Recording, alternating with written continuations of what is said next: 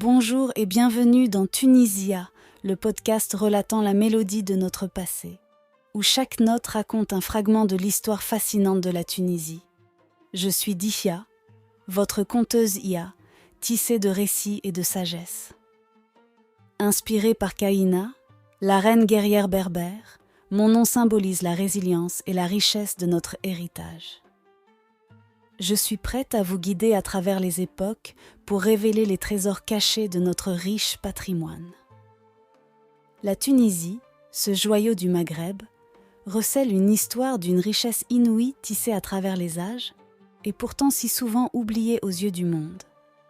Son sol a vu naître des civilisations florissantes, des guerriers valeureux et des penseurs avant-gardistes dont les échos de la grandeur résonnent encore dans le silence de notre mémoire collective. Je suis là pour lever le voile sur ces récits épiques, pour illuminer chaque coin d'ombre où se cache notre patrimoine glorieux. Ensemble, nous allons redécouvrir et célébrer l'histoire fascinante de la Tunisie, une terre de contrastes et de culture, où chaque pierre et chaque grain de sable murmurent les secrets des âges passés. Laissez-moi vous guider à travers les rivières du temps pour explorer la splendeur cachée de notre passé. Pour comprendre que notre histoire n'est pas juste un chapitre du monde, mais un récit vibrant qui mérite d'être raconté et honoré. Rejoignez-moi et ensemble, révélons la majesté de la Tunisie, cette épopée méconnue qui est notre héritage. Je vous invite à embarquer dans une odyssée temporelle où chaque épisode est une lumière qui éclaire une période de notre histoire. Ensemble, nous marcherons aux côtés des figures qui ont sculpté notre nation, explorant non seulement les événements marquants, mais aussi les cultures et civilisations qui ont gravé leur essence dans le sol de notre pays. Notre voyage commence à l'aube de la Tunisie, une ère où les premiers hommes et femmes ont ébauché les premières lignes de notre histoire. Alors, chers auditeurs, êtes-vous prêts à naviguer sur les rivières du temps ? Rejoignez-moi, Dia, et laissons ensemble l'histoire de la Tunisie se dévoiler à travers nos récits partagés. Bienvenue dans ce premier épisode de notre voyage à travers le temps, où nous explorons les origines de la Tunisie à travers les premières traces de l'humanité. Imaginez la Terre.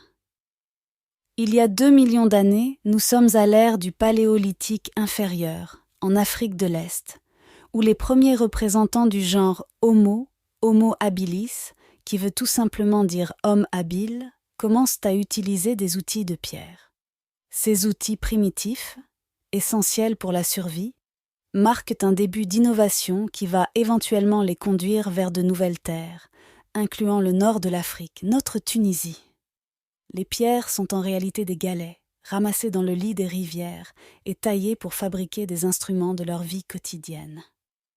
Les anthropologues qualifient cette période de pebble culture en anglais, qui est la culture des galets en français.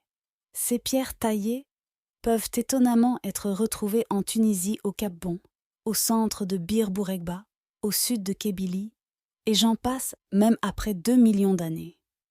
À mesure que nous avançons dans le temps, vers 1,8 million d'années avant notre ère, toujours au Paléolithique inférieur, un nouveau chapitre s'ouvre avec l'émergence d'une nouvelle espèce. Homo erectus, le marcheur des temps anciens, qui se dressait plus grand et plus élancé que ses prédécesseurs, et dessinait une silhouette déjà proche de la nôtre. Ses jambes le portaient à travers de vastes territoires peuplés d'éléphants géants, de tigres à dents de sabre et d'hippopotames.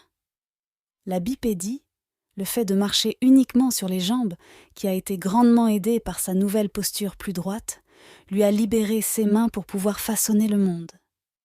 Ce précurseur de l'humanité fut également l'un des premiers à dompter le feu, ce qui lui permettait de cuire ses aliments, d'avoir l'opportunité d'éloigner les prédateurs, d'avoir de la lumière la nuit, et bien sûr de se réchauffer. Avec un crâne plus volumineux que celui de l'Homo habilis, Homo erectus abritait un esprit d'une complexité croissante, ouvrant de nouveaux horizons à notre lignée ancestrale qui perdurera jusqu'à il y a 350 000 ans avant notre ère, et marquant la transition du Paléolithique inférieur au Paléolithique moyen. Les échelles temporelles sont incroyables, je réalise qu'il est dur de penser aussi loin dans le passé. Mais comprenez que Homo erectus est resté l'espèce dominante pendant 1,4 million d'années. On peut encore retrouver ces traces les plus récentes d'il y a 600 000 ans sous forme d'outils, bien plus élaborés que ceux d'Homo habilis, à Metlaway ou Gafsa, témoignant d'une présence à l'ouest de la Tunisie. En réalité, il est difficile de parler de civilisation à proprement parler en ces temps bien lointains. Les historiens préfèrent parler d'industrie lithique. En archéologie, et en particulier en archéologie préhistorique, l'industrie lithique désigne l'ensemble des objets en pierre taillée, pierre polie et matériels intentionnellement réalisés par les humains. En gros, l'ensemble des vestiges en pierre de l'activité humaine. Jusqu'à maintenant, nous ne pouvons étudier cette partie de notre histoire qu'à travers les outils qu'ils ont laissés, en essayant du mieux que nous pouvons de les catégoriser en industrie lithique. Toute l'histoire racontée jusqu'à présent, et jusqu'à la fin du Paléolithique inférieur, est dénominée par l'industrie lithique de l'Aquléen. Viendra ensuite le Moustérien, à partir de 350 000 ans avant notre ère et jusqu'à 50 000 ans avant notre ère, où nous transitionnons doucement vers notre propre espèce, Homo sapiens, et où nous découvrons des traces de leur existence avec des outils et des artefacts qui témoignent de leur présence croissante et de leur évolution culturelle. À la fin du Paléolithique moyen, Homo sapiens a laissé au site de Sidi Ezine, pas loin du Kef, des outils de pierre, des os d'éléphants, d'hippopotames, de rhinocéros, de zèbres, et j'en passe. Rien qu'au musée du Bardo aujourd'hui, il est possible de voir des artefacts issus d'El Guettar, un site archéologique tout simplement fascinant situé à 20 km de Gafsa. Entre parenthèses, El Guettar à la base, c'est une ville qui s'est développée à proximité d'une oasis de 400 hectares au pied de Djibal Orbata, une montagne qui abrite depuis 2010 un parc national. Malgré ses richesses historiques et touristiques, El Guettar manque à l'appel pour les destinations touristiques les plus prisées des Tunisiens ou des étrangers.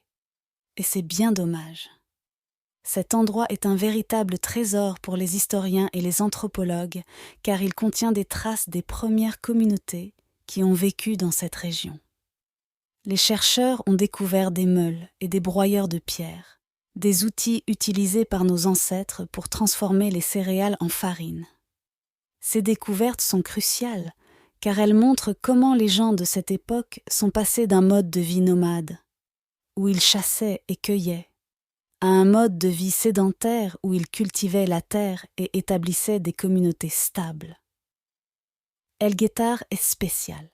Les archéologues étudiant ce site sont tombés sur une installation étonnante faite d'ossements d'animaux, de crânes et de silex empilés pour former une sorte de structure conique d'un diamètre de 1,30 m et de 75 cm de hauteur, dont la signification est incroyable. Michel Gruet, l'archéologue qui l'a découverte, a interprété cette structure comme un édifice réalisé en offrande à une source d'eau voisine aujourd'hui, bien sûr asséchée, et traduisant un sentiment religieux ou magique. Elle est connue sous le nom d'Hermaillon d'El Guettar, probablement l'un des plus anciens monuments religieux de toute l'humanité découvert à ce jour, et il daterait de 40 000 ans. Vous pouvez le retrouver encore exposé au musée du Bardo. C'est tout simplement fascinant. À la fin du Paléolithique moyen et au début du Paléolithique supérieur, se dessine la première civilisation connue ayant existé en Tunisie, la civilisation attérienne. On l'appelle comme ça en référence au site de Bir el Ater en Algérie, pas loin de la frontière tunisienne. Cette civilisation se développe dans le Sahara tunisien, 140 000 ans avant notre ère, et ses traces s'éteindront 30 000 ans avant notre ère. On pense que cette civilisation s'est éteinte à cause de changements climatiques importants qui ont poussé les populations à chercher de meilleures conditions de vie. Les Attériens ont peut-être voyagé vers le sud, jusqu'en Afrique de l'Ouest, atteignant peut-être la Mauritanie et le Sénégal. La civilisation attérienne s'étendra durant des millénaires du Sahara, la Méditerranée à l'est et jusqu'au Nil. Les Attériens auront aussi leurs outils spécifiques, plus développés encore et bien caractéristiques par leur complexité, que l'on retrouvera à Tabarka, Bizerte, Manzel Temim, Korba, Monastir, Ergla, Gabès, Meknassi et encore Gafsa. Et puis, c'est le silence. Durant près de 15 000 ans, l'histoire ne nous apprend rien sur l'évolution de nos ancêtres. Pas d'outils, pas d'habitation, pas de machines. Ce n'est qu'en moins 25 000 avant notre ère qu'émergent les Ibéro-Maurusiens. Si vous êtes intéressé par votre ADN et vos origines génétiques, sachez que l'origine des Ibéro-Maurusiens est un vrai mystère et qu'on débat encore largement à ce sujet. Le site d'Ochtata, situé entre Tabarka et Nefza par exemple, a livré des outils caractéristiques de cette période, les lamelles d'Ochtata, indiquant un haut degré de maîtrise technique de la part des Ibéro-Maurusiens. Ces outils, et d'autres semblables retrouvés à travers la Tunisie, témoignent de la sophistication de leurs utilisateurs. Pourtant, malgré ces preuves tangibles de leur présence, l'origine exacte des Ibéro-Maurusiens reste enveloppée de mystères. On a pu lier historiquement les Aculéens aux Moustériens, puis aux Attériens. Mais le vide historique laissé 15 000 ans après les Attériens laisse le mystère tout entier. Plusieurs théories tentent d'expliquer d'où viennent ces anciens habitants de la Tunisie. Certains chercheurs proposent une origine eurasienne, suggérant des migrations humaines depuis l'Espagne via le fameux détroit de Gibraltar. D'autres avancent une théorie proche-orientale, envisageant un foyer commun au Proche-Orient, d'où auraient émergé des populations se dispersant à la fois vers l'Afrique du Nord et vers la Corne de l'Afrique.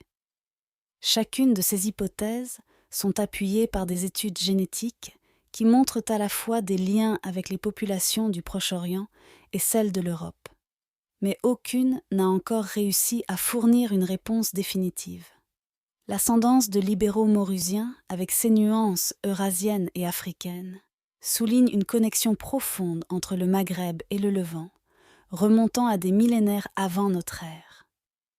Ce lien ancestral révèle que la Méditerranée n'était pas un obstacle, mais qu'elle a toujours été un pont entre les civilisations. Imaginez les terres de la Tunisie il y a environ 12 000 ans, peuplées par les Ibéro-Maurusiens, ces anciens habitants dont le quotidien s'écrivait entre les dunes et les montagnes sous un ciel généreux. Ces hommes et ces femmes habiles vivaient en harmonie avec une nature à la fois rude et nourricière. Ils chassaient le gibier à l'aide de leurs flèches précisément taillées et cueillaient des fruits sauvages que leur offrait la terre.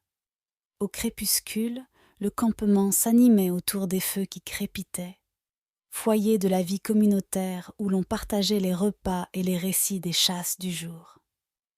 Les enfants jouaient à l'ombre des tentes en peau, pendant que les adultes préparaient les pots et façonnaient les outils nécessaires à la survie du groupe.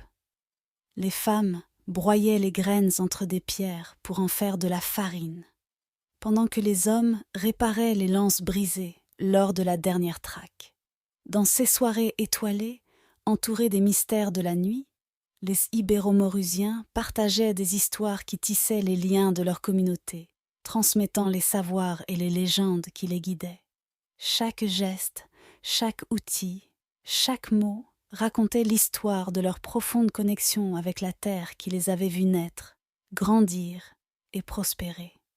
Voici le tableau vivant d'un peuple dont les échos du mode de vie résonnent encore dans les profondeurs du temps tunisien.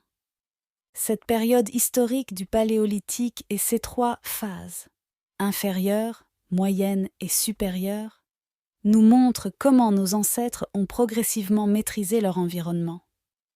En dévoilant les premiers pas de l'humanité en Tunisie, on commence à comprendre petit à petit comment les interactions entre les humains de toutes les espèces et leur environnement changeant et capricieux ont formé la civilisation dynamique qui émergera plus tard dans cette région stratégique du monde. En Tunisie, Des sites comme celui de Capsa témoignent de cette transition significative vers des modes de vie organisés et structurés. À travers ces périodes fascinantes, nous découvrons non seulement l'évolution des outils et des technologies, mais aussi les profondes transformations culturelles qui ont façonné nos ancêtres. Ces histoires, gravées dans la pierre et préservées par le sable du temps, ne sont pas seulement des faits archéologiques, elles sont le fondement vivant de notre propre histoire. Alors que nous refermons ce chapitre de notre voyage à travers le temps, nous laissons derrière nous les échos des Ibéro-Maurusiens pour plonger plus profondément dans l'histoire de la Tunisie. Dans notre prochain épisode, nous continuerons notre exploration à travers l'aube du Néolithique et l'âge de bronze, des périodes cruciales qui ont pavé la voie à des civilisations encore plus complexes et certainement bien plus connues. Nous découvrirons ensemble la fascinante civilisation capsienne, dont les innovations ont marqué un tournant dans l'histoire humaine de la région. Nous verrons comment ces premiers Tunisiens ont maîtrisé l'agriculture, élevé des architectures de pierre et établi des réseaux commerciaux qui préfiguraient les dynamiques sociales et économiques des époques suivantes. Et puis nous ferons le lien avec l'émergence de Carthage, cette cité légendaire dont l'histoire épique continue de captiver le monde entier. Ne manquez pas ce voyage captivant à travers le temps, où chaque découverte nous en apprend un peu plus sur les racines profondes et les traditions riches qui ont façonné notre Tunisie d'aujourd'hui. Rejoignez-nous pour le prochain épisode de Tunisia, où le passé n'est jamais loin et où chaque pierre a une histoire à raconter. Merci à vous tous d'avoir écouté cet épisode de Tunisia. Je suis Dihia, votre guide à travers les siècles, et c'était un plaisir de partager ces récits anciens avec vous.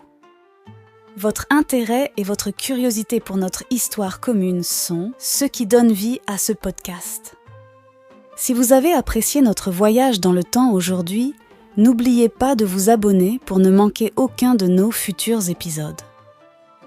J'aimerais beaucoup entendre vos pensées et vos commentaires sur les histoires que nous avons explorées ensemble. Et si vous pensez que d'autres pourraient également être captivés par les mystères de la Tunisie ancienne, je vous invite à partager ce podcast. Que votre curiosité soit toujours aussi vive et votre soif de savoir insatiable. Merci encore et prenez soin de vous.